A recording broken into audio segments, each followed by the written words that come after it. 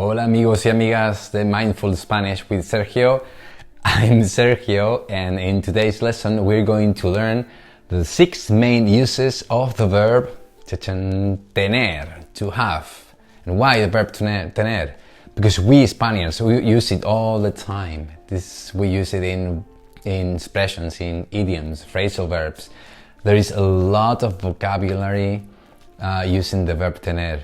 So now we're going to see the 6 crucial uses of the verb tener for you to improve your Spanish. Are you ready? Okay, here we go. Vámonos! Alright, here we are. The 6 main uses of the verb tener, and we start with number 1, the so to say easiest one, el más fácil. Okay, so to say, all of them are easy. And the way we learn it here is much easier, so don't worry about it. La edad, okay, the age. For example, ¿cuántos años tienes? How old are you? As I told you in one of the verbs talking about numbers. If I'm right, I think so. It was with the numbers video. We have years in Spanish, okay? In English, we say how old are you? You are years old. In Spanish, we have years.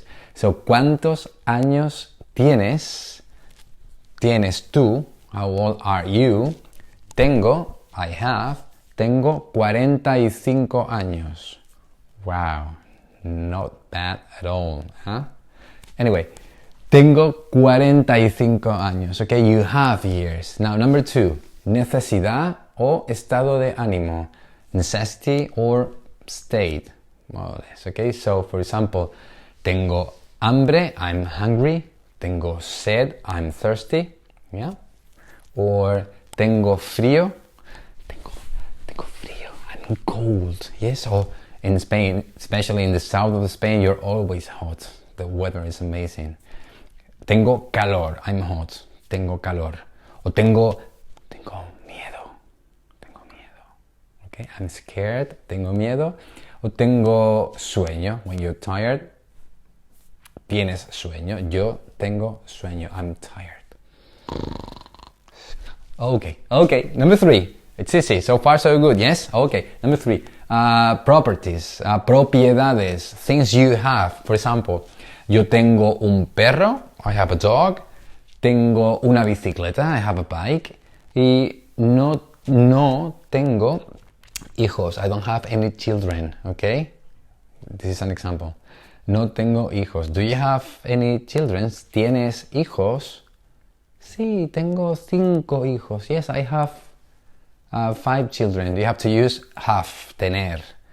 You have to use tener. Tengo 5 hijos. Okay? Very good.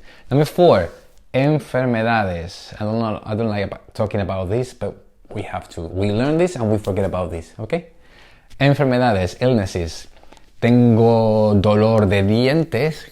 Dientes, un diente, muchos dientes. Tengo dolor de dientes. Tengo dolor de cabeza. I have a headache. Or tengo dolor de espalda. I have a backache. Okay? I don't. So we forget about this. Tengo with enfermedades, illnesses. Okay? Tengo. Number 5 is tengo ganas de. Plus infinitive. Infinitive. Oh, what is that? ¿Qué es esto? Infinitive.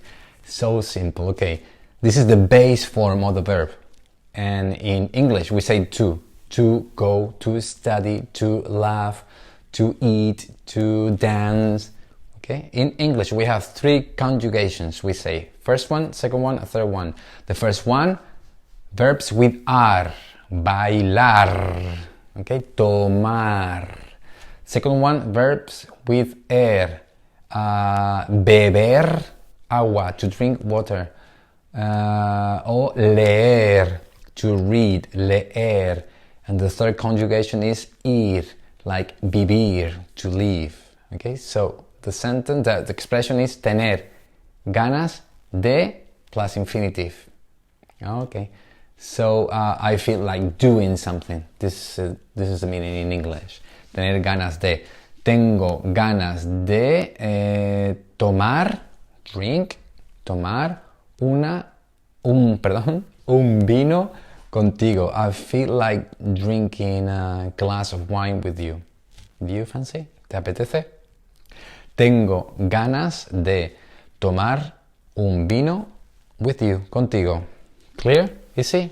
Very useful, right? Tener ganas de. Tengo ganas de bailar. O tengo ganas de aprender español. To learn Spanish. And that's why you're here. Okay, and to finish with.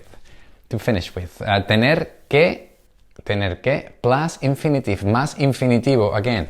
Infinitivo. Ar, ir. It depends on the verb, okay? So, it means obligation or necessity. For example, I come here to this side. Tengo que estudiar. First conjugation, primera conjugación. Ar, ir. Ar, ir. This one is the first one, ar. Tengo que estudiar español. I have to study Spanish. This is not an obligation. This is something you need. It's a necessity to express yourself in Spanish because you love it, the way it sounds, don't you? El español suena muy bien. You don't know what I'm going to say now, but just listen to it. El español suena genial. Cuando alguien lo habla con naturalidad, suena un idioma muy bonito, ¿verdad? Especialmente cuando cantas o cuando alguien recita un poema. Okay, very soon, if you continue to study with my videos, you will understand what I'm saying now. Anyway, this is it. Okay, this is the verb to tener.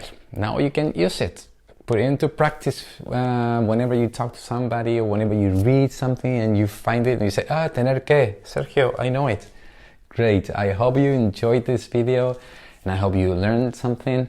Any questions, as I usually tell you, send me a comment or an email or whatever you want to. There are a million ways to communicate with me. Instagram, Twitter, Facebook, my webpage, here with the comments on YouTube. I'll be glad to answer. Me encanta. I love talking to you and communicating with my students. So, see you in the next video. If you like it, thumbs up or subscribe down here. And I hope you enjoy whatever you're doing. Yes, adios.